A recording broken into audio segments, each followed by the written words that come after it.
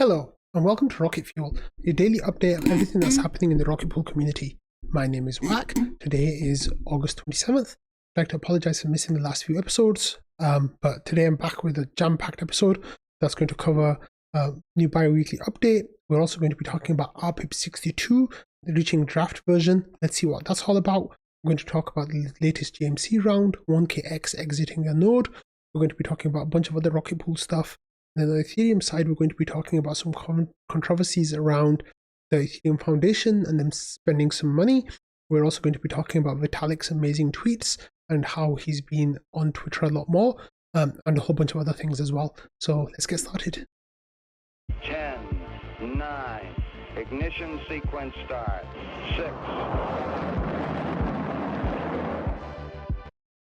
6. So as always, we're going to start with Rocket Pool news. And the Rocket Pool news today, we're going to start with this protocol update from Mav. He says, hey everyone, our next community call is starting soon. This was 4 hours ago, with Jasper hosting his Blockshroud to chat about the new validator giveaway, the validator gateway product. We're also lining up guests for the coming weeks, including Archive Protocol, Contango, Sprout DeFi, and Ether Guardians. Keep an eye out in the events list for these calls, as these calls are confirmed. And then Mav says, finally, the latest bi-weekly update can be found in its usual home on Medium. So I listened to some of the Blockshroud call. It was just a straight community call. There wasn't any like Q&A stuff this time because Langers wasn't around. I guess it was the middle of the night for him. And Jasper was hosting them, and they were talking about their gateway, which is basically a way of speeding up attestations, I believe, or making sure that you miss fewer attestations. And like you have kind of like master nodes in different places that are close to you, and because of that you get a little bit of extra time to get your attestations in. That's kind of my very, very, very rough and almost definitely wrong explanation of what they do, but you can go and listen to the community call on the YouTube channel. That's been uploaded already by Mav, so he's been working fast today. And let's have a look at the bi-weekly update. So we are going to start here with the latest data on the RETH. And we see that that has actually broken down below 500,000 the first time since Atlas, when we went above 500,000. So that's gone down by 0.8% in the last week, and annualized decline of 22%. So that's not nice. With validator count, we've actually decreased 2.6%, and that's partly because of 1KX exiting some of their validators. We're now down to 22,846. And the node operator count, of course, this is a number that goes up only, because it only counts nodes that have initialized. It doesn't count the active nodes, and that is up to 3,738. I think the actual number of node operators we have is somewhere around 1,700 or 1,800, which is still amazing, but it's not quite as nice as the number that we have on the bi-weekly update. Then we have new smart node. It says the new smart node release is coming soon, so I think it will be version 2. I've seen a couple of little tidbits here and there about the process for that from patches and others, and it looks like that should be coming in the next few days, maybe within the next 2 weeks, I guess, according to Mav's post here. But that's going to be exciting. And then after that, we have the May, June, July roadmap. We shared that on Rocket Fuel. We have a roadmap prioritization update. We shared that on Rocket Fuel, and work continues on post-launch Houston items and Saturn tokenomics topics. So in terms of the post-Houston items, that's the hotfix that is actually currently being audited, I believe. And then there's the Saturn tokenomics discussion with the megapools design and everything else that's going on. With governance, we have a post-mortem for Rocket Split that we covered on Rocket Fuel. GMC has concluded discussions on scoring for round 15. We're going to be talking about that today. All 4 governance proposals were accepted. And now you can also claim a POAP for the RPIP 49 vote. And then with integrations, we have the latest RPL DeFi sheet that we covered on Rocket Fuel. Node operators are eligible to mint a non-transferable NFT. That's from Ether Guardians, that we covered that on Rocket Fuel. Ken hosted a special guest from Karpatki. We didn't cover that on Rocket Fuel, sadly.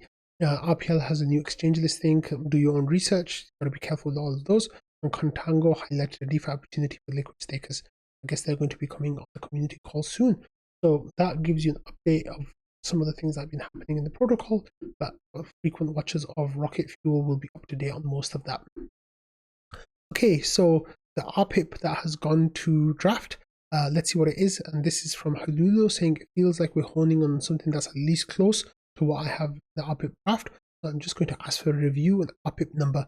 So here is the ETH only LEB8 discussion that's been ongoing, and the process was, community talks about it in governance or research, and everything goes well, and people kind of like decide on a direction, and after that they want to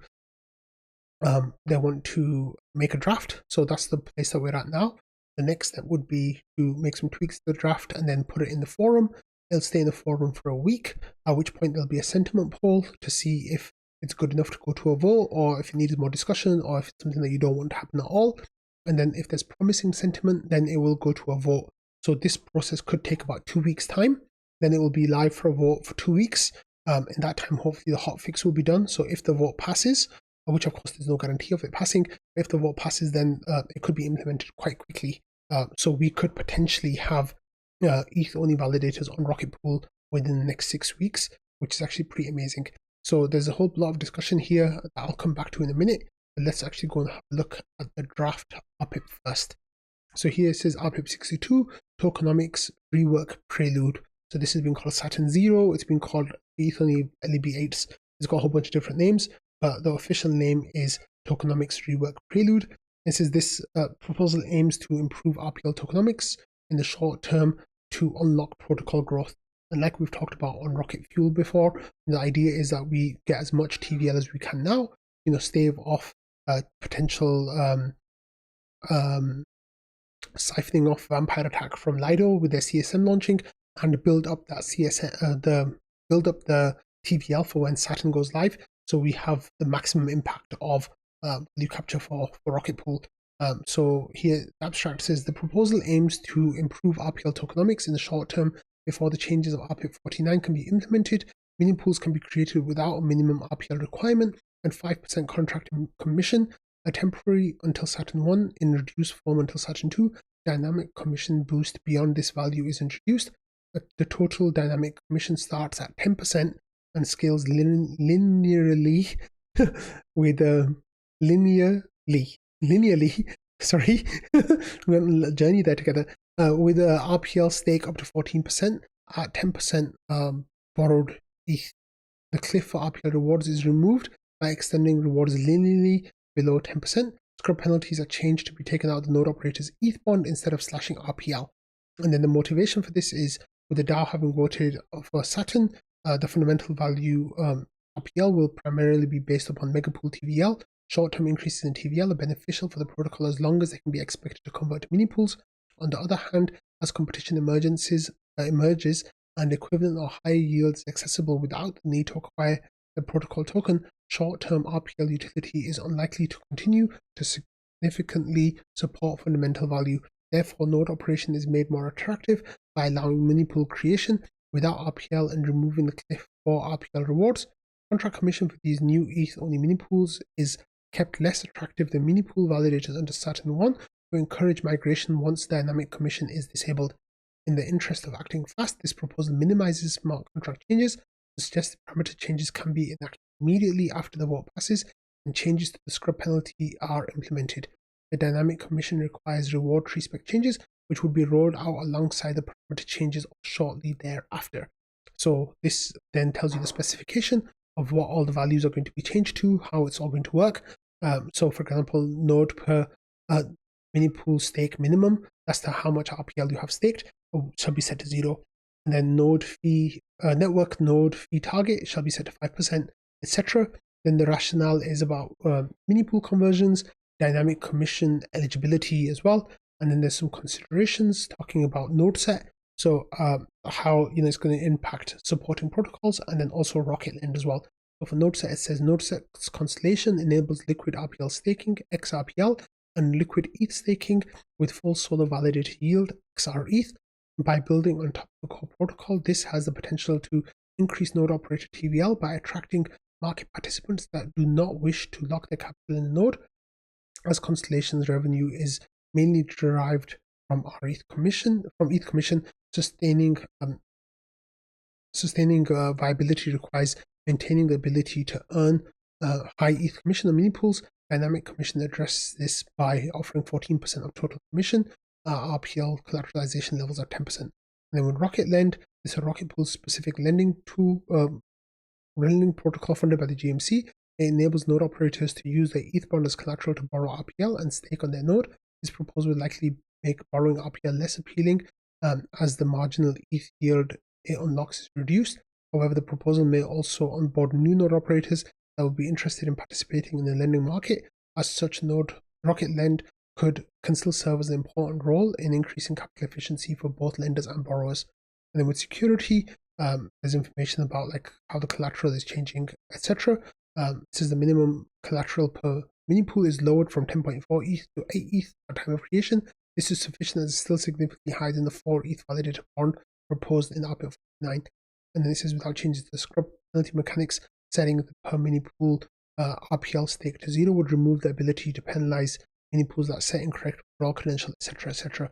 So this work was done by Noshua and Hululolo, and this is a draft, so it hasn't been decided on, it's not finalized or anything like that, but if all goes well, this will be coming to the Rocket Pool community very soon. So let's actually go and see what people are saying about this in the ETH only thread. So first of all, they were like trying to fix some typos and stuff, and after that there was figuring out, how the vote language should be set up and what you'd actually be voting for. There was talk about there being 2 separate votes at one point. Like, do you want there to be ETH only validators, yes or no? And if you said yes, then what do you do about the RPL? Do you want people to earn rewards under 10%, or do you not want them to earn rewards under 10%? So that was, for a few minutes, that was thought about as a potential voting system. However, after that, Scuzzle and others kind of made it into a ranked choice vote. So potentially the 4 options would be for A, no cliff and ETH only. So that would pass both. Then another one is cliff, so keep the current RPL reward system but allow ETH only. And the problem with that would be that people could just start another node and then they could just spin up ETH only validators. So it just adds friction to node operators. It doesn't functionally change how they earn their rewards. So that's B, cliff and ETH only. Then C is no cliff and no ETH only. And then D is cliff and no ETH only. So those are the 4 range of options. And I'm already starting to think about how I'm going to be voting on this. But yeah, you can do ranked choice voting on Snapshot. So it looks like that's what's going to happen. So I'll keep you all on top of this. The next big development will be the post being made on the forum, and then the discussion starting with the wider community, not just the research nerds. And I think that's going to be really exciting. So I will definitely keep you all up to date with what's going on here, because it's a big change that's happened to Rocket Pool. Like this, like it's being billed as Saturn 0, right? So it's a big change. Okay, let's talk about the GMC. So the GMC had their recent round 15 that finished. It ran from July 7th to August 7th, and it took a few weeks for the GMC to get all the rewards and everything done. So there were some general updates from the GMC this time about the tokenomics grant and how we paid out $125,000. There's the team is reviewing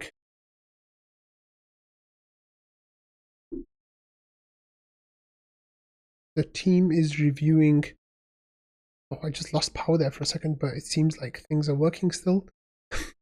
Anyway, the team is reviewing the DVD integration with the smart node, and then after that we have the treasury sheet. That's a new thing that was developed by the GMC.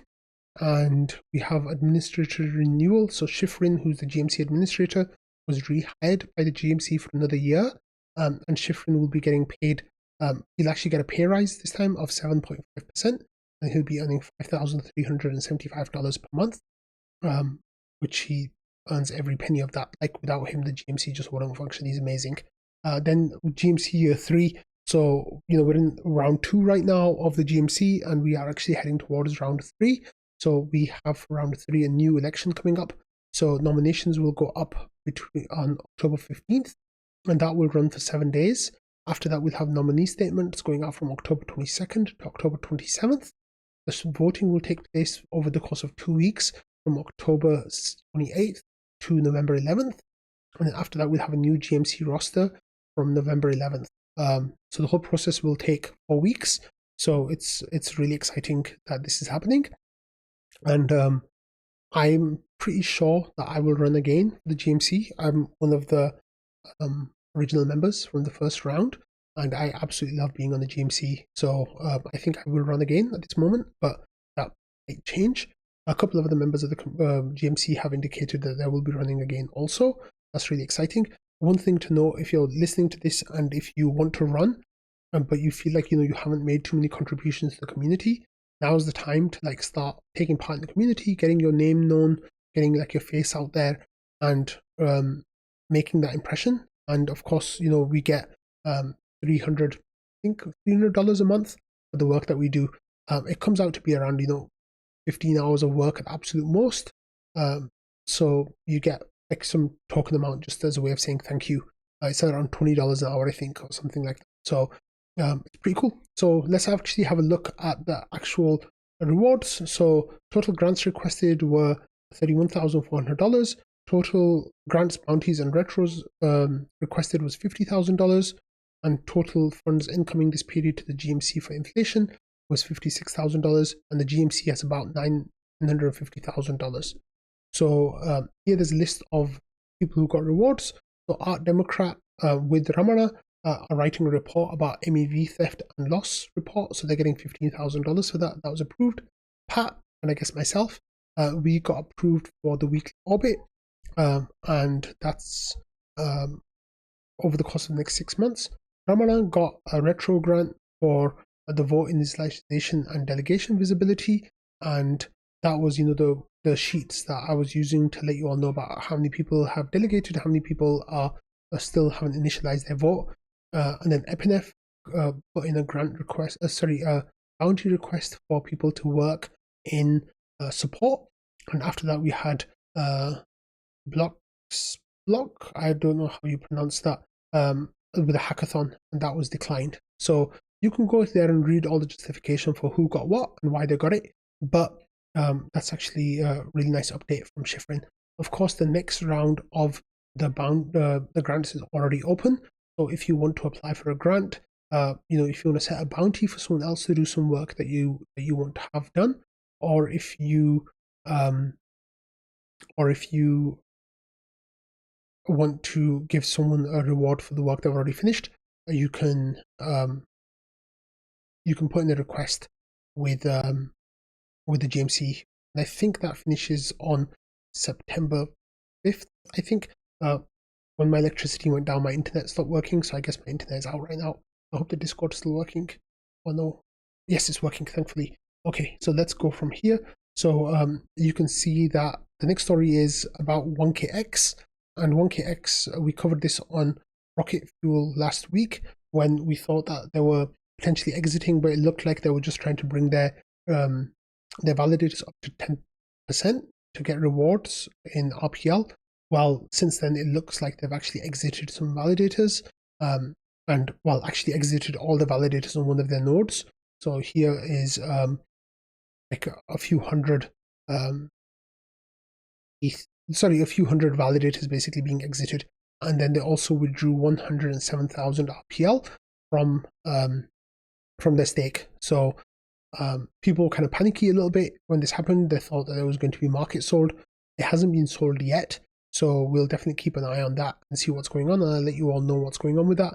But 1KX was one of the groups that opposed RPIP 47, and they said that they'd think this is bad for Rocket Pool, and that's fine. They're allowed to have that opinion, and they shared their ideas of what they thought would be a better way of going forward for Rocket Pool. The community, of course, didn't agree with them. We very, very, very strongly voted in favor of the Val and Samus ideas and RPIP 49, and I guess in response to that, 1KX are now exiting the validators. So that is definitely a shame, but I say kudos to you guys for standing by your conviction, and if you think that this is not good for Rocket Pool, then it makes sense for them to exit. Now, I haven't exited. I voted in favor of RPIP 49. I think it's the best way for Rocket Pool to scale and grow TVL and eventually, get value capture. And I'm hugely supportive of that. So that's absolutely fine that they did this. And it's curious to see what they're going to do with their second node, because that hasn't been closed down yet. But I'll definitely be keeping an eye on that, and I'll let you all know what happens with it.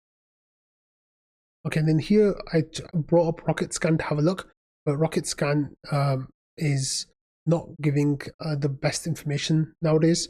I think some of the things are broken with it, and they haven't been fixed, so that's a bit of a shame.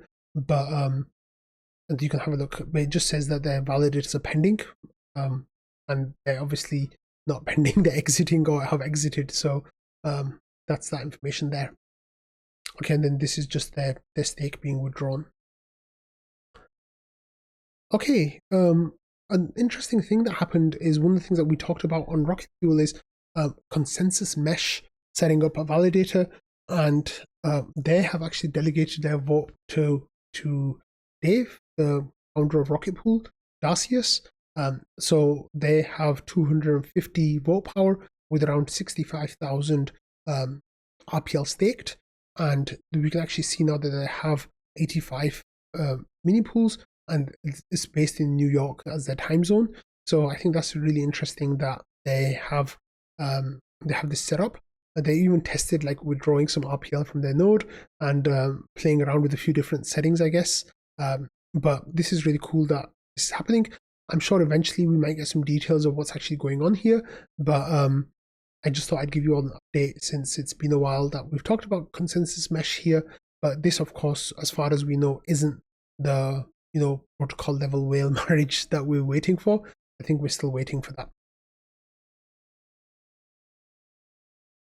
Okay, next we have news from D. McCartney here, and D. McCartney says that he created an RPL ETH CoW AMM pool and put some liquidity in there. Now, Jasper thinks that this is actually a really big deal, and it's something that is really important for Rocket Pool, and if it gets some movement, we could potentially see some good liquidity increasing for RPL in there. Now, I don't assume to have the full information on how it will work or what the full details of it are yet, but it's cool that D. McCartney went out of their way and set this up themselves. So that's really, really cool thing that they did. But I'll try to get some more information about how this works and why it's all good, and then I'll try to cover that for you all on Rocket Fuel. Okay, so that's actually the wrong one. Let me see. We actually got a bunch of news in the last couple of days as well. So just as 1KX were exiting their validators, we had Marko reducing bond on more of their validators. That's for their marriage with Patricio and Marko, and they are working on their node 3 right now to reduce the bond for that. But I'm just seeing like here's all 1KX exiting. But yeah, Marko started bond reducing for his validator, which is actually really, really cool. And yeah, here it is. So mini pool created using credit. So they have done that like I think hundreds of times now, which is really nice. One of the things I wanted to show to you was that the deposit pool still has 31,000 ETH in there. So just as we were getting close to that 18,000 amount, and that I was getting kind of happy about it, we've actually gone to all-time high numbers, and that's of course because of 1KX exiting all their validators, but on one of their nodes. So it's a bit of a shame that this has happened, but Marko maybe can make a bit of a dent into that, and then hopefully once we allow ETH-only validators to come online, we can make more of a dent into that as well. But that will be a time will tell kind of thing. But that could be here pretty soon, like 6 weeks maybe. Oh wait, here it is. Oh, I don't know what I was sharing before. Okay, so here is Marko started bond reducing, and he did it hundreds of times. So good job, Marko. Okay, next we got this news from Ken, and this is about a small Rocket Pool gathering that took place in New York. And here we have, I'm not sure what that's a picture of, so thanks Ken, or it just says, I don't know what that says. And then here we have a picture, sorry, it's cutting off my camera. but we have T-Pan and it's Thomas, who's a Rocket Pool dev, and we have Patches, and we have Ken and Ken's partner. So that's actually a really nice photo. And Ken, when he shared the photo, said, "Enjoying a drink at the NYC Rocket Pool office that looks a lot like a bar. Lee and his family were here with us earlier in the day." So that's actually a really nice meetup. Now, I'm kind of upset that I wasn't invited to this. I love going to a Rocket Pool meetup, but sadly this one might have been a bit far for me. But that's really nice that that this happened. I met T-Pan and Thomas, that's T-Pan, and Patches and Ken and his partner before, but I haven't met Lee, but maybe Lee will come to ETH Denver next year or something like that. But yeah, that's a nice little meetup. So good stuff. Okay, next we got some really exciting news coming out of staking, the staking sphere, and this is from supermajority.info, which is a site that tells you about execution client majority and how much of a share they have. Now, this site measures its validators a little bit differently compared to how client diversity does it, which is what we're going to look at next. But what they do is they have a confirmed amount of a validator, and then they have all the unconfirmed amounts of validators, and they kind of show you what the error bars look like. So for Nethermind, the confirmed number of Nethermind validators are 24.8% of the network, and on top of that, there are 33% of unlisted entities, and we don't know what they're using. So we just kind of like say the minimum amount that Nethermind have is 24.8%, and the maximum amount they could possibly have is 65.9%. Now, those of you who are following along with math know that 65.9% is less than 66%. So even if Nethermind did have every single one of those validators as a Nethermind validator, and there was a bug, it wouldn't actually cause supermajority risk. It wouldn't cause a fork of the network, which is absolutely amazing. Now, the thing that's really exciting is that Nethermind is actually number 1 on this list, and Geth is number 2. So Geth has a minimum of 21% and a maximum of 62.1%. Then there's Bisu and Aragon with 11.8% as the minimum and 1% as the minimum. And then Reth with 0.3% as the minimum. So that's actually really nice that Geth is now, according to this measure, no longer the number 1 execution client, which of course is really wonderful to see. If we do look at client diversity, however, it paints a slightly different picture. It shows that Geth is still at 52% of validators, and it shows that Nethermind is at 30% with Bisu at 15%. So the numbers here are slightly different, but the great thing is that Geth amount is trending downwards. Peter Silady on Twitter said, "Can we stop telling people not to use Geth now? And maybe it's okay for them to use Geth," because he thinks Geth is the best execution client. Of course, I think my personal opinion is that let's try to get more people using the other clients for now. Maybe Bisu, maybe Reth if they feel like it is production ready, and Aragon, of course, I think is optimized for archive nodes. But this is actually a really, really great development, and Vitalik posted in favor of this as well. So that's really cool. Okay, so the big controversy in Ethereum land for the last few days, well, there were a couple of them, but the main one was this transaction that Look on Chain posted saying, "Note that the Ethereum Foundation deposited 35,000 ETH, which is $94 million, into Kraken just now." And then there's a screenshot of the ETH account from the developers, and it shows that there is the ETH Foundation, and this shows that 35,000 ETH is going to Kraken for them to most likely sell it. And Anti-Prosynthesis here says, "Financial disclosures or get the F out, Ethereum. Seriously, how on earth is this an opportune time to do these kind of movements without as much as a peep?"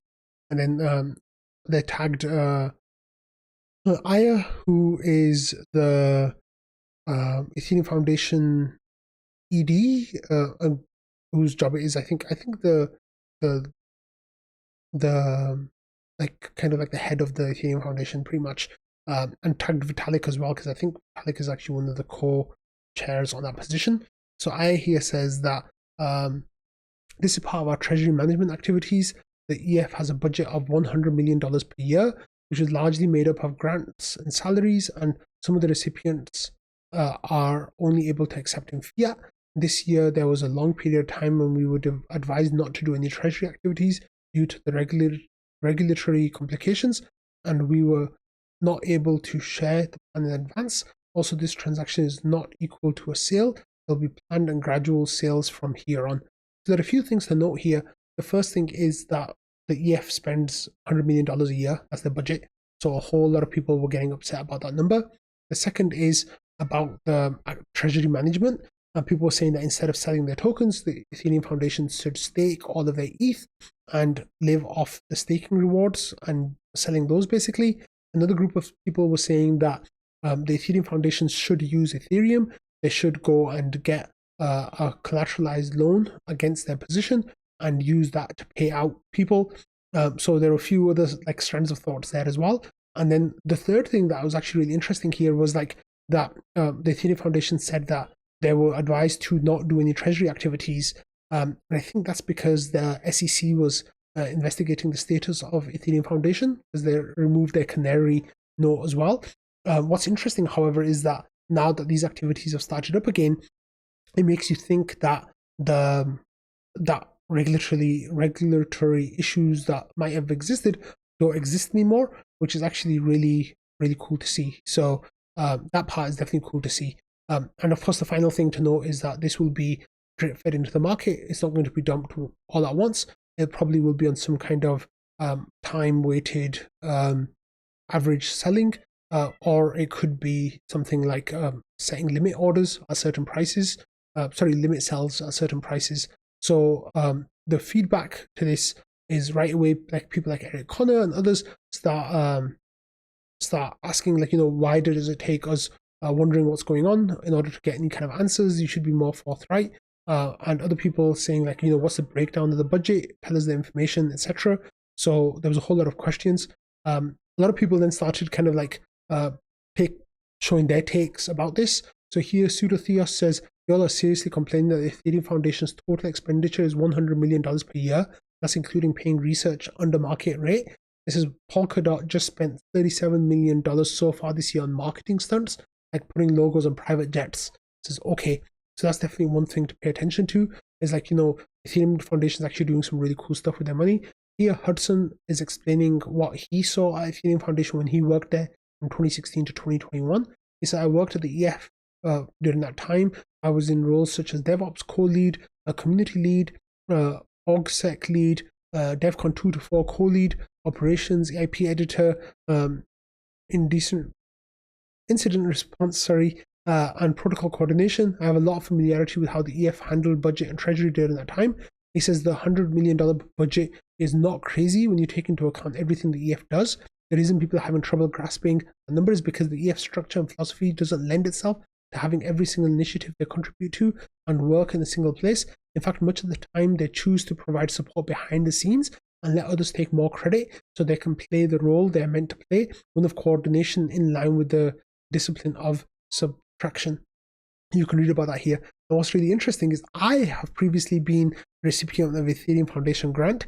I received $500, I think it was, maybe $1,000. I think it was $500, which of course I'm very thankful for. But I don't know how many, countless hundreds or thousands of people there are who get money like that from the Ethereum Foundation, right?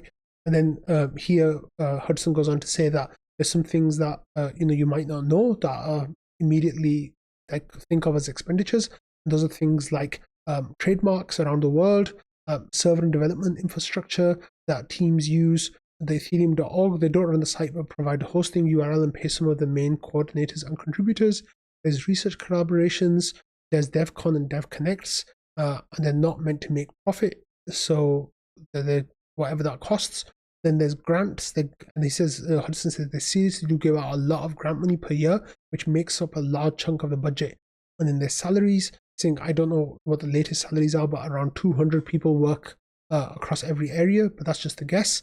And says there's other ways of increasing transparency that they've done before. It says it's fair to constructively criticize the Ethereum Foundation for a lack of transparency in some areas around the budget, but I don't think that lack of transparency is malicious. All and the budget is likely justified. And then there were some more takes here as well. So this is Ignis saying, how does the Ethereum Foundation actually spend the money? It says in 2023 Q4, the Ethereum Foundation spent $30 million in grants, according to the latest report, and in Q3 of 2023 allocated $4 million in grants. So just in 6 months, they spent $40 million in grants. And then there's some examples here as well, like conferences around the world, online courses, email wallet that lets users send crypto via email, and then Dymo ERC 4337 smart contract stuff. Then there's some more expenses here. Most recent report available is for 2021. Total expenditure was 48 million at the time, and 21 million was spent on layer 1 R&D. Then there was like 10 million on community development, 5.1 million on internal operations like salaries, legal fees, etc. And then this tells you from 2021. It says 10% of the total expenditure went to salaries for devs and supporting and maintaining the Ethereum Foundation. It says if I missed anything, let me know. Yeah, so that just tells you that, you know, it's not being wasted really. The money is going to like really cool places. Jonas here says, for reference, Apple has a market cap of $3.5 trillion and spends $30 billion a year on research and development, which is around 1% of their market cap. Amazon has a market cap of $1.86 trillion and spends $70 billion a year on research and development. That is 3.7% of their market cap. Ethereum has a $3.330 billion market cap and spends $100 million on R&D, and that's 0.03% of its market cap. So the amount of money that the Ethereum Foundation spends is minuscule compared to the others. However, the market cap measurement isn't quite that accurate because you know, the Ethereum Foundation obviously doesn't hold $330 billion worth of ETH. They're just holding the amount that they do, that we'll talk about in a bit. But this is like, I think it's a perfectly fine amount that they give out. It just makes sense that they do that. Here Marius says, have you ever wondered who supports the client teams, who paid for their security audits of your favorite client or library used by your favorite DeFi protocol, who sponsored the hackathon where co-founders of your favorite NFT project met, who provided a stage for your projects to present themselves, who published the idea that later turned into dexes or betting markets or quadratic funding, etc. So what Marius here is saying basically is that the Ethereum Foundation does a whole lot of work that people don't automatically assume is done by the Ethereum Foundation, and it just makes sense that they're doing all this work. So they're actually doing a good job. And then, so as you can see here, Vitalik said that I'm pretty sure that EIP 4844 alone, which the Ethereum Foundation funded devs led in speccing and implementing with help from Optimism and others, has already saved users more than $100 million in transaction fees. So he gives loose math saying that it should have saved users around $310 million in transaction fees. So, you know, what the point he's making is that the funding from the Ethereum Foundation is actually having a real meaningful impact on users of Ethereum saving a lot of money, and the cost of the Ethereum Foundation the benefits of the Ethereum Foundation far outweighs costs. Yeah, that actually brings this chart from Vitalik as well. He says, updates from the 0x stock on ETH Ethereum Foundation spending. He says the key info is in this chart. It says the new institutions category, it basically means Nomic Foundation, the DRC, that is Decentralization Research Center, L2B and 0x Park, etc. So it doesn't mean the World Economic Forum's insect protein research here. It says more info has been and will be published, and then there's a thread. So here, Vitalik shares the information that 10.4% of the Ethereum Foundation spend in 2023 went to applied ZK technology. Community development got 12.7%. Developer platforms got 6.5%. Internal ops got 7.7%. Layer 1 research and development got 25%. Layer 2 research and development got 1.5%. And new institutions got 36.5%. So that just gives you a breakdown of where all the money is going. And as you can see, from the tweets that I've selected to kind of share the information about this, you can probably strongly assume that, you know, I'm on the side of the Ethereum Foundation on this.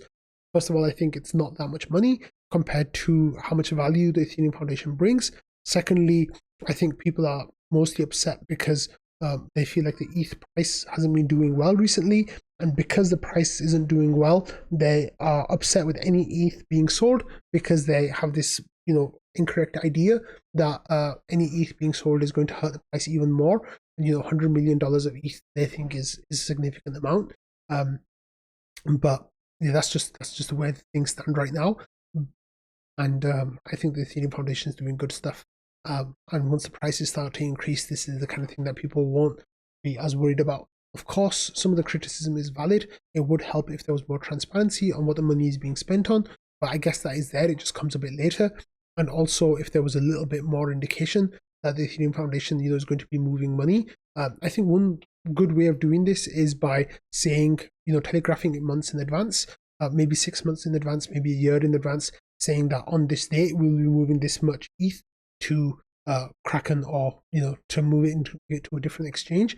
And that way, what will happen is people know like long in advance that that's going to happen, and then they don't get fuddy about it. So as you can see, Vitalik has been quite active. I just mentioned 2 of his tweets, but he's actually been on Twitter a whole lot recently. And actually, it's really, really cool that Vitalik's been on Twitter as much as he has. What's really interesting, though, there's a couple of discussions that he's been part of that have been kind of controversial. And this one started from Millie, where Millie was talking about a Steady Lads episode with Kane. That's Kane from Synthetics, I think. Kane Warwick. And then, yeah, so this is Synthetics. Millie works with Synthetics Spartan Counselor. So he says, I watched the recent Steady Lads episode with Kane, and I have to admit I had no idea that Vitalik and the Ethereum Foundation disliked DeFi. This almost feels hard to believe in a sense. The overwhelming majority of ETH's value comes from its use as collateral in DeFi. Why on earth would you want to see fewer DeFi protocols being built, etc., etc.? Basically, just talking about how Vitalik praising USDC and finding other DeFi applications to be not impressive, and kind of being unhappy with Vitalik's perceived idea that he doesn't like DeFi. So Vitalik actually responded and says, the kinds of applications that I want to see are applications that are useful in a sustainable way and don't sacrifice on the principles like permissionlessness, decentralization, etc. So I think DEXs are great and I use them every week. And I think decentralized stablecoins like RAI are great. I think Polymarket is great. He says, I think USDC is less great than RAI, but as a practical matter, we simply have to respect that it's incredibly convenient and lots of people use it. And then he goes on to things that I don't respect. He says, the things I don't respect are basically things whose attractiveness comes from some temporary source that has no sustainability. E.g., I felt no excitement towards the 2021 era liquidity farming craze. I think Vitalik means 2020 summer, DeFi summer in 2020, and that was the real craze right then. This is because it was obvious that it came from token issuance that are fundamentally temporary. These are like things like YAM finance and things that were happening on Yearn and other things like that, and I guess Sushi Swap and others as well, with a lot of liquidity incentives that were just not sustainable. Anyway, Vitalik goes on to say that came with token issuance that was fundamentally temporary. He says, if you tell me you can get good yield by parking coins here, my question is always, where does the yield come from?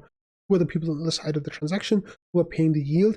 In those cases where there is specific answer to the question, that there is good reason to believe will remain true in 5 years, then I'm absolutely excited about it. So Vitalik didn't mention any names here, but I think he's talking about protocols like Aave, where they've shown that they've been going for a long time, that you can see where the yield is coming from, with their borrowing and lending stuff, and that gives you a good understanding of what's going on in the protocol. With other places, Vitalik, I guess, doesn't like them as much. And then what's interesting here is Vitalik actually gave another point, and he says, the one thing that I would add is that we should all agree that finance isn't enough. There are so many centralization points that are rapidly growing and threats in the world technologies today, ongoing political attacks on encrypted messaging, etc., and a whole bunch of other things that he said should be worried about. He said, even if you could magic finance into being exactly perfect, if we get these other things wrong, it will still be a really sucky thing for the world. And then he says, at the same time, finance is a critical part of any strategy for pushing against many of these trends. And then there was more information there as well. So Vitalik actually was going out there and presenting, his takes. And what's interesting is Millie then actually said that I agree with. Millie said, I appreciate the thoughtful response, and I agree with all of those things. So, yeah, that was a very interesting discussion. But then what ended up happening was people kind of took it in all sorts of different directions. And here, Hayden Adams saying Vitalik is driven by his interests and values. Personally, I think DeFi is the most important and impactful area of crypto by far. I'm not in the least bit upset that he wants use cases beyond DeFi, or that he asks where the yield come from. It's not his job to pump your bags. And then Mark Zeller of Aave, of course, says Vitalik, most brilliant, sometimes misses on DeFi. The Ethereum Foundation should not exist in its current form by 2030. Regardless, we value ETH and build on the EVM. The world isn't binary. You can critique aspects of the Ethereum ecosystem without being anti-ETH. Nuanced views are possible and necessary. And then Sriram here actually had a picture of what the bigger DeFi landscape might look like, the way that Vitalik imagines it. And he says, here's some of my 20-year predictions for Ethereum. He says, or I guess for DeFi in general, he says, DeFi will be bigger than Wall Street. The rest of crypto will be much bigger than DeFi, just as the US economy is much bigger than Wall Street. He says crypto will create a huge amount of value and capture a very small fraction of it.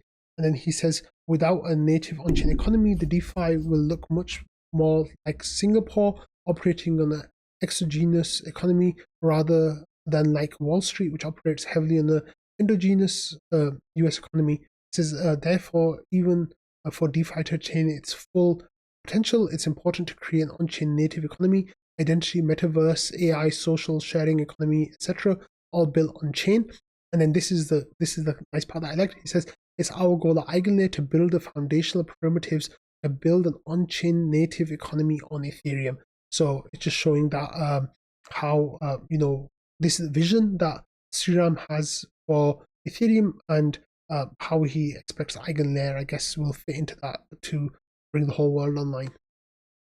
DC Investor actually then had a different discussion here with the Vitalik really shining on his crypto engagement, and he says, oh wait, what's this discussion? Let me see. Sorry, I had the wrong tweet brought up. DC Investment, this is a separate discussion altogether now. He says, seemingly no matter what, Vitalik and core devs will literally never talk about ETH, a store of value, or as meaningful programmable money, and this has been true since inception. I think it's tied into public comments on DeFi, etc. Is they treat ETH's moneyness and value in DeFi like an incidental emergent thing, which they all know is the case, yet they feel too gauche or too risky from pre-SEC commodity days to talk about publicly. And that includes ETH as a meaningful store of value in DeFi, yet there are many, many billions in TVL for this use. And then DC says, it's always been this way, yet it's super obvious that ETH must be a desirable store in value in order for Ethereum to operate securely in proof of stake. This is, but bros, believe me when I say opinions don't matter in the slightest. The network is operated by stakers now, and they're not doing to run code which destroys the value of ETH and their stake. They're going to run code which promotes it and censorship resistant DeFi. Ethereum loves DeFi users, and so do ETH holders and stakers. Literally everything else is just noise. And there was a really nice little reply here from Vitalik, where Vitalik says, if I did not believe in ETH as a store of value, I would not hold 90% of my net worth in ETH. So Vitalik's here like really putting out the great comments these last few days, really showing his perspectives and his ideas, where people might agree or disagree with them. But he's doing some really, really cool posting on Twitter right now, and it's definitely worth it to pay closer attention to the things that he's saying. But I'm really happy that Vitalik's doing this. Okay, and again, there's some more Vitalik information here. So Seraphim here, who used to work with Lido and is a person that people in the Rocket Pool community don't really like very much because some of the really horrible takes that he's had, again shows a new horrible take. And he says, almost no new people entered the ETH ecosystem since 2021. On the other hand, Sol is full, the Solana ecosystem is full of young developers building nonstop. Just saying, you can see where this is going in 5 years' time. And then Josh here said this is, of course, a lie. Here's data from Electric Capital's most recent developer report. And if you have a look at the developer report, it shows the number of newcomers who wrote code in each crypto ecosystem in 2023. And Ethereum is by far the number one with, I want to say 16,000 or so developers. The next closest number 2 is Polygon with 6,000 developers. And what's really interesting here is Vitalik once again comes and responds. And he says, I like how the chart understates Ethereum's success by listing the L2s as separate categories. But even with that handicap, Ethereum still looks great. So like I said, Ethereum's got over 10,000 developers, more than the second best. But on here, you can see things like Arbitrum, Optimism, and others. And then someone, Victor Bunin here, who works with Coinbase, he said, once you fold in developers from L2s into the Ethereum bar, this is what the chart looks like. It's good to celebrate other amazing ecosystems, but don't be gaslit into thinking Ethereum's not doing well across almost every single metric. Now, if you have a look, the chart for Ethereum is literally off the screen when you add up base developers with Arbitrum, ZK Sync, Optimism, like the whole lot. Once you start adding that up, it's in the tens of thousands, way ahead of everyone else. So this is actually absolutely amazing. And even though there's all this FUD around, like the Ethereum ecosystem is actually moving in some really, really cool directions. And what's really awesome is having Vitalik back on that front and really bring out some great content. And I hope he keeps it going. Like, let's see if he can keep it going for a year into the bull market. Okay, so on Monday, yesterday, we had a new episode of Bankless out. And this episode was, why is ETH down so bad this cycle? And this was from, the guest for this episode was Kyle Sermani, who those of you know works with Multicoin Capital, which is a fund that basically, this is a fund that invests in Solana, and Kyle is the managing partner and co-founder of it. So, his bag is basically all Sol, pretty much, and Sol stuff. So he was on Bankless talking about why Solana basically is better than Ethereum, how Bitcoin is better than Ethereum, even though he just calls it a snowflake. And he says that, basically Ethereum's big problems are its liquidity fragmentation and things like that. And that's the main reason why, Solana is doing so much better, because people just think it's better. And then he talks about how the layer 2s are parasitic to layer 1s. But a whole lot of people got kind of upset with the Bankless people for even having this episode, because they felt like Kyle is not a good faith critic. He's actually been a bad faith critic of Ethereum in the past, lying, sending out misinformation.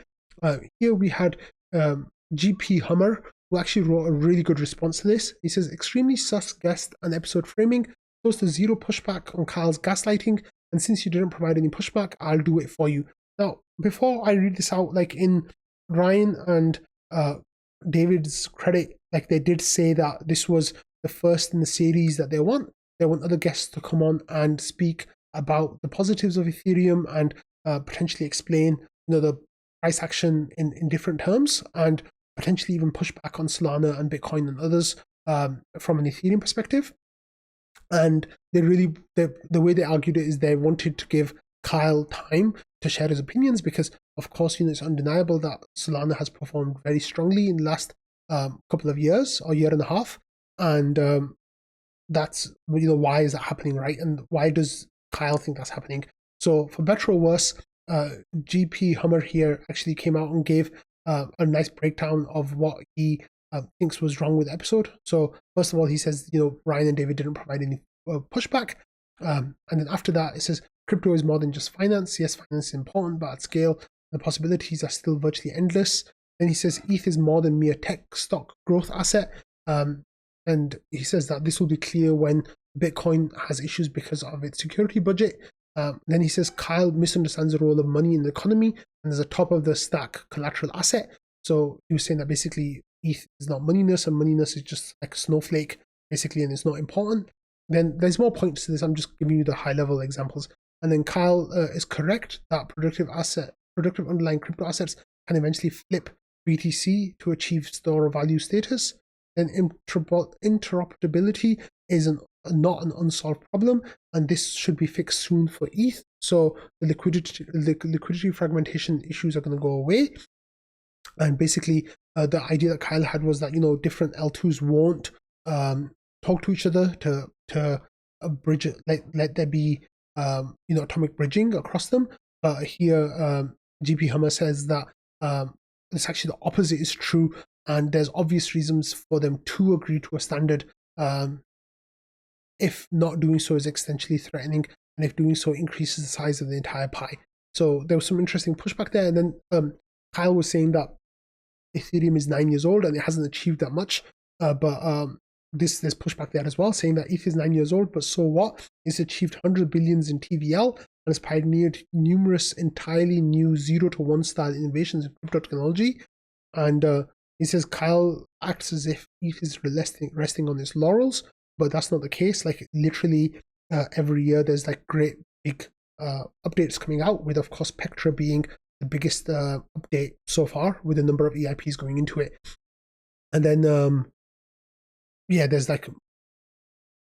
there's more in that paragraph as well. And then there's information about how the L2s are not parasitic to L1s, and how they can bring, it can grow the pie in total, and how they can bring thousands more users and transactions online.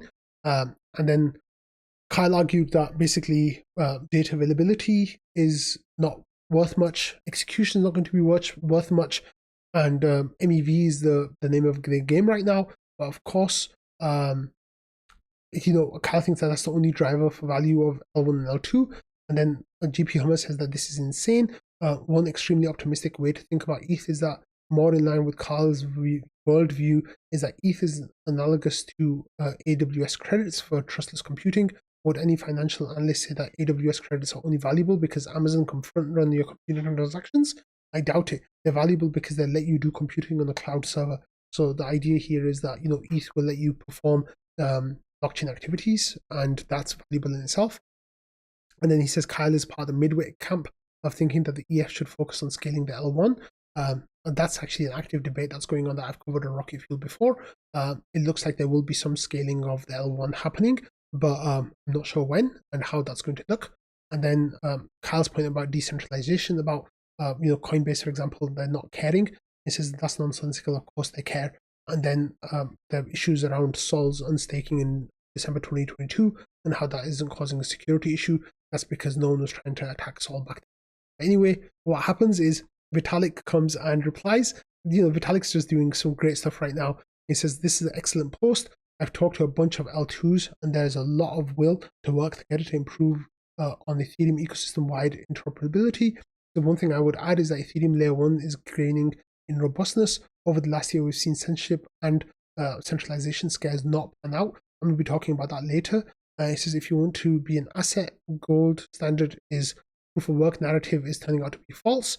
It says the block construction part of the roadmap, along my biggest point of concern, the scourge, is starting to reach a light at the end of the tunnel, with the debate roughly narrowing around FOCIL and APS versus Braid. This is the first and most important thing with DeFi, is making sure that users don't get minus 100% APR. Layer 1 robustness, including censorship resistance, because if you can censor liquidations, you can steal. This is, and the growing success of smart contract wallets are both very bullish for that. And then Vitalik got some breakdowns of staking composition and what it looks like for Bitcoin with proof of work, and how that's very centralized compared to that. So Vitalik again, really addressing these issues head on, and it's actually really cool. As an aside, Ryan and Ryan Sean Adams and David Hoffman have received a lot of criticism for this, so much so that they are actually kind of upset about things that are going on. But I will leave that for another day. But you can all follow that yourselves with some. I'm trying to find it's alright, it doesn't matter. But yeah, you can go and find that yourselves. Okay, in other drama in crypto today, one of the biggest apps on Ethereum is of course MakerDAO. MakerDAO are rebranding to be called Sky. They're saying Sky is here, the best and easiest place to get rewarded for saving without giving up control. Discover the upgraded tokens, new features, and boosted Sky token rewards for early signups.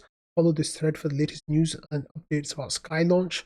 So they said that basically this is an upgraded version of Maker and governance token of the Sky ecosystem. So each Maker token can be upgraded to 24,000 Sky tokens.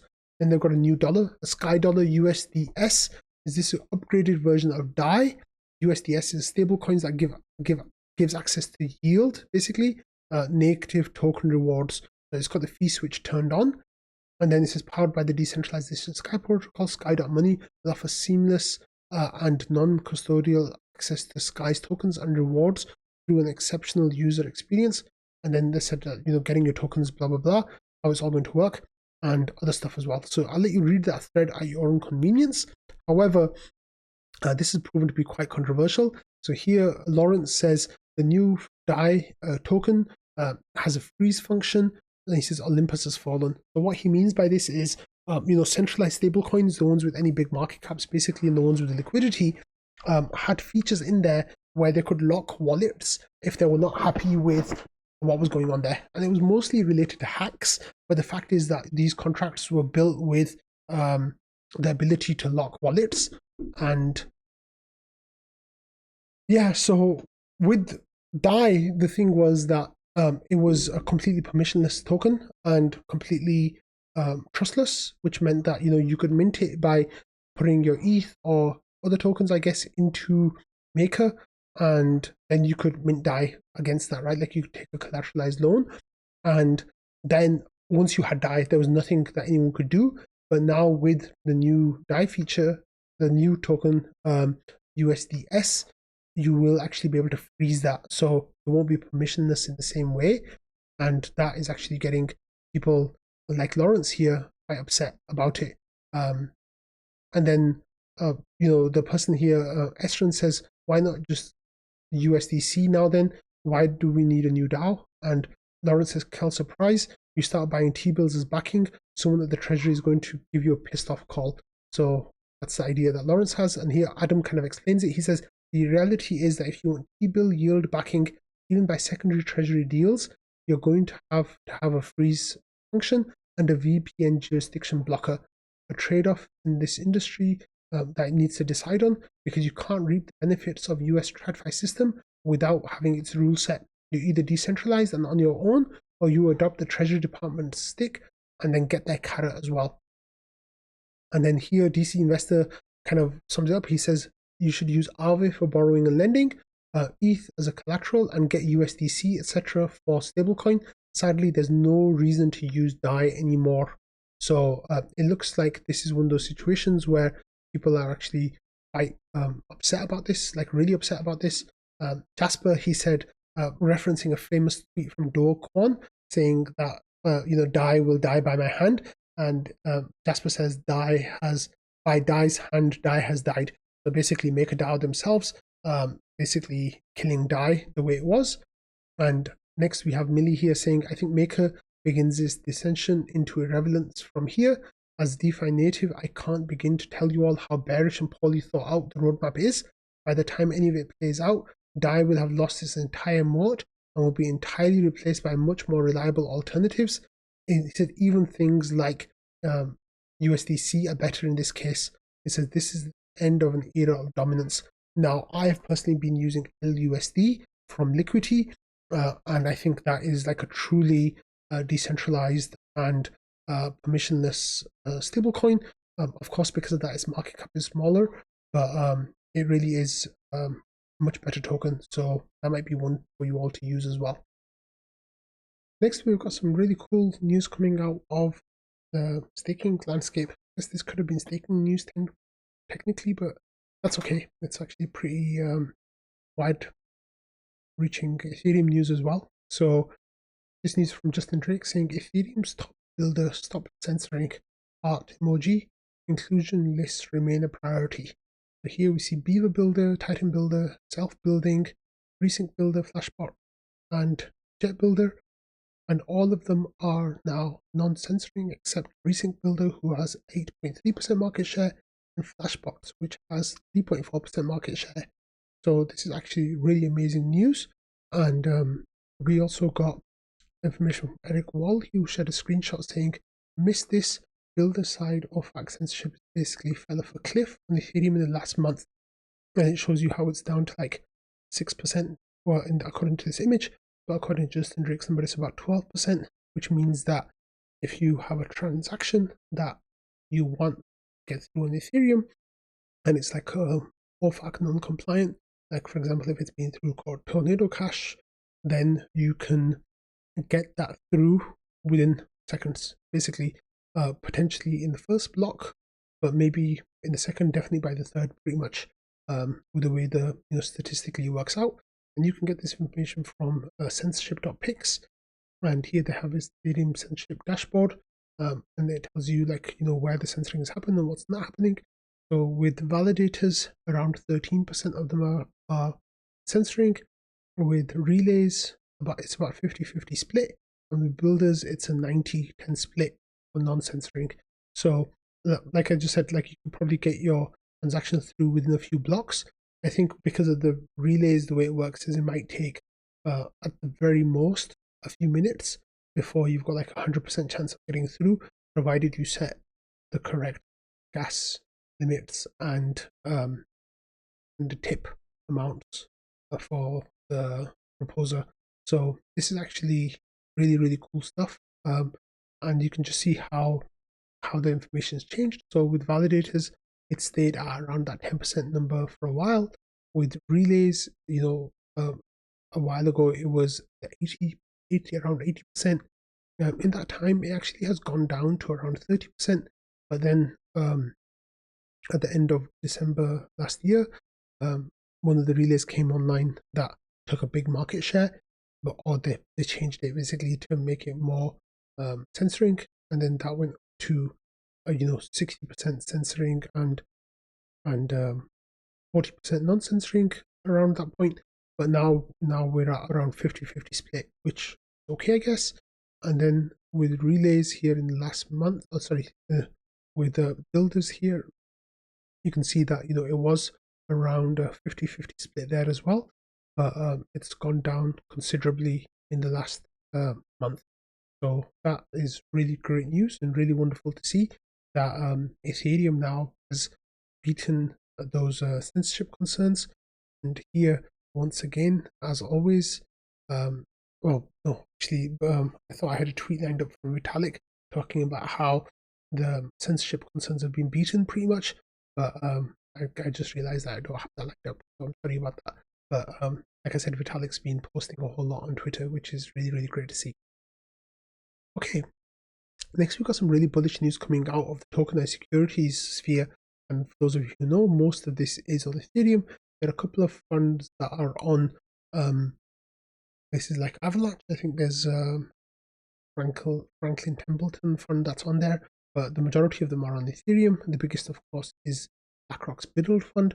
So here, Securitize, who are the partners with BlackRock on that, said that tokenized treasuries are experiencing exponential growth. After taking 452 days to reach $1 billion, the asset class only took 151 days to hit $2 billion, helped largely by the launch of BlackRock's Biddle Fund. At the current rate, tokenized treasuries will top $3 billion before Thanksgiving. This is actually really, really cool, because it's only a matter of time before this narrative starts catching on. Like, a lot of people say real world assets is a narrative that they're kind of following. The reality of the matter is that this is not really, well, these kinds of treasuries, they're in the US, they're for accredited investors, they require whitelisting, they've got all sorts of security guardrails in place that make it so it's not for they're not permissionless, right? But hopefully we'll start getting other real world asset classes that will be available for everyone, and that's already happening. So we're seeing things like Maker, now called Sky, with their USDS that will not be permissionless. It still has some faults, but it'll start giving yield back to their customers. But sadly, there's not really any way of doing it in a decentralized way and permissionless way. But I guess this is something. So yeah. Okay, we've got some really exciting news out of Argentina in the last couple of days. Well, since yesterday actually. So for those of you who've been following along, Argentina elected a new president earlier this year, and the person is quite crypto positive. And one of the things that's now happening because of that is high schools in the city of Buenos Aires will offer blockchain internships to provide hand-on experience to students. So this will be working on Ethereum. So it says Argentina's Ministry of Education collaborated with ETH Kipu to include Ethereum in Buenos Aires high school curriculum. So in an announcement, Ethereum Foundation said it had collaborated with Buenos Aires to introduce Ethereum and blockchain technology to high school classrooms in the city. With this, high schools in Buenos Aires will also offer blockchain internships to provide hands-on experience to students. The first course in the program begins August 27th, which is today. I guess that's a new school year. So 500 students will get experience in Solidity, and then crypto adoption obviously is very strong in Argentina because of their collapsing currency and hyperinflation. And it just makes sense that people there are adopting crypto digital assets. And now at school, people will get Ethereum addresses and start learning about Ethereum, coding, and Solidity, and they'll be forking a DEX or Aave in no time. Okay, this is a nice little tweet from Brian Armstrong. Basically, he's reminiscing about there's a person who posted about Jeff Bezos' first ever job posting, and this was 30 years ago this week. And Brian Armstrong kind of remembered back to the first job listing he had for Coinbase in March of 2012. And then he says, it's funny to look back on how I thought payments were going to be the first killer app for crypto. It turned out trading was the best business in crypto for the first 10 years. I think payments will really take off in the second 10 years now that we have stablecoins, USDC, layer 2s like Base, human readable names like ENS, and simpler onboarding with smart wallets. It's already started if you look at stablecoin payment volume, but a good example of bias for action and iterating based on customer feedback. Action produces formation. So everyone is saying, say Ethereum, like here, Compu says it's okay to say Ethereum out loud. And of course, this is very much building in alignment with Ethereum. Now, Coinbase, I know that I've talked about Coinbase quite a lot. Like, I swear, like I have no, investment in Coinbase. I don't have any stock. I've not been paid anything by Coinbase. It's just they're doing some really cool stuff, which is why I'm happy to talk about Coinbase on Rocket Fuel. But here, there's another tweet from Cointelegraph saying, Coinbase Layer 2 network Base has notched a record 1.05 million daily active addresses after introducing the Base name service last week. So this is absolutely amazing that Coinbase has been thriving recently, and the best thing is that you don't see Coinbase going down. You don't see transactions getting stuck or reverted or anything like that. It's going very, very strongly. And here then Cointelegraph says Base hit the new record on August 24th, has fallen slightly to 1.03 million daily active users at the time of writing. This represents a 60% growth in the number of daily active users since the start of August. So Coinbase had this idea of bringing 1 billion people onto Base and Ethereum, and if they keep following this exponential growth, we'll probably be there in like a year, which is absolutely amazing to see. There's more here coming from Coinbase as well, and the token terminal is saying Base is running away from the rest of the L2s, and this is monthly active users. So it looks like Arbitrum was going way ahead of Coinbase, not Coinbase, Base a few months ago, and then since then all the L2s have kind of declined a little bit in activity, which actually with our monthly active users, declined a bit in monthly active users. However, the one that is actually growing more strongly is Base, and that is up like 12 million monthly active users, which is absolutely amazing. So here from Token Terminal, there's a bit more information saying there's 10 to 100 times more builders on Base versus other layer 2s. And of course, that's one of the reasons why it's happening, is because there's just a lot more going on Base. And we can see that here as well with the Token Terminal tweet saying that how strongly it's performing, and that I think just tells you about how strong it's all looking.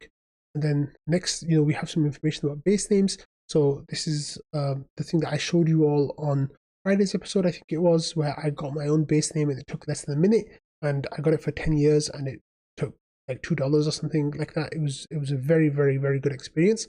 And here 086.eth says 200,000 plus base names minted since Tuesday, 177,500 unique users.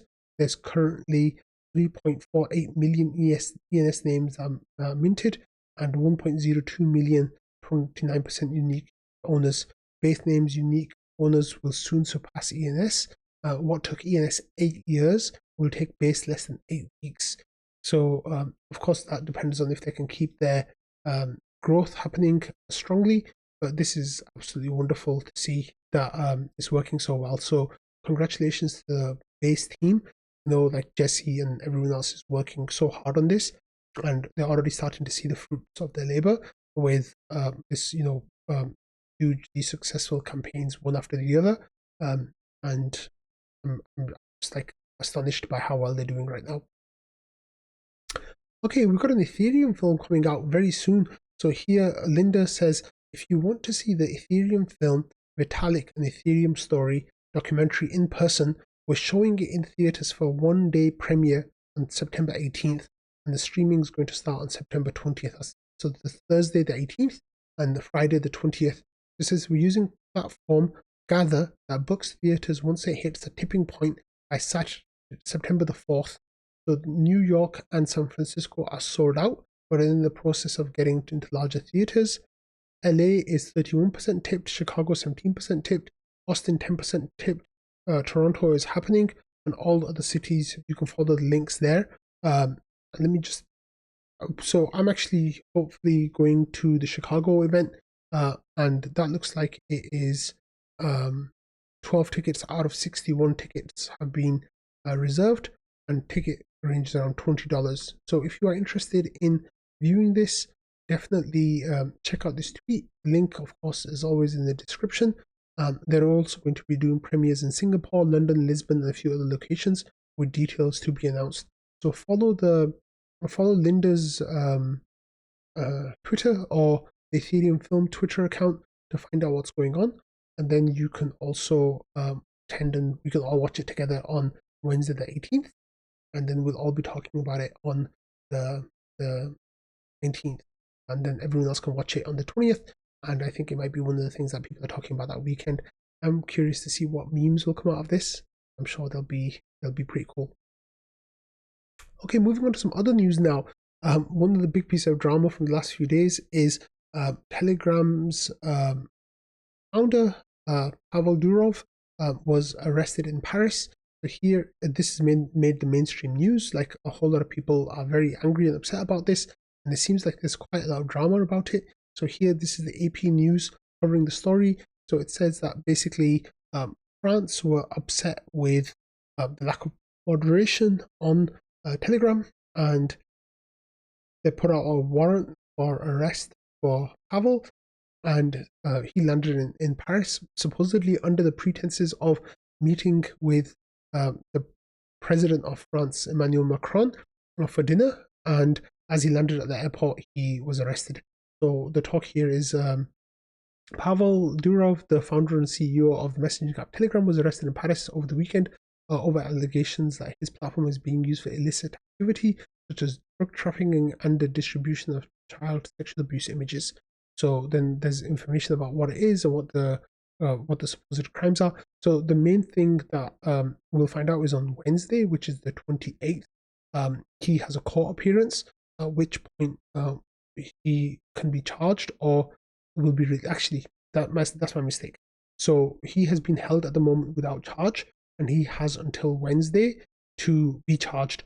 And if he's not charged by Wednesday evening, judge must either charge him or release him. So that's what we're going to see what happens tomorrow.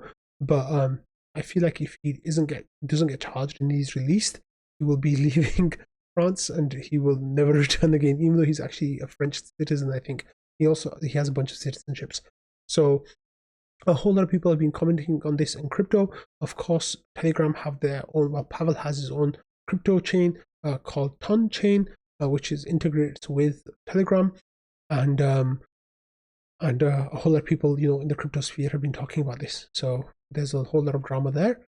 In terms of other drama here, we got news from the Kraken versus SEC lawsuit, and this was the judge ruling that the motion to deny the case was the motion to dismiss the case, has been denied, and this will go to trial unless there can be some kind of out of court settlement reached before the trial starts. But this was expected news. I think I think the idea of it getting dismissed at this stage was kind of wishful thinking, but that's where we stand right now, and it looks like that's going to be going to court in the next few months. And finally, I'm going to end today's episode with some fun news out of the Rocket Pool community. Here we got McLovin, who is one of the OGs of the Rocket Pool Discord, popping in today and just saying hi for a little while and just hanging out. So it was nice to see McLovin back, and hopefully they'll stay for longer. But that's the end of today's episode. So I'm sorry that I missed yesterday's episode, but you got a 1 hour 20-minute episode, a feature length movie episode. So I hope you all enjoyed the episode. It was packed full of information. I could have put so much more in there as well, but I'll save some of that for tomorrow's episode. So anyway, thank you all for watching, listening, and being part of the Rocket Fuel community. I hope you all have a lovely day ahead. I'm sorry this episode's so late as well. It's just been a real slog getting it all put together. It took me pretty much all day today and even some time yesterday to do it. But yeah, I'll see you all tomorrow. Bye.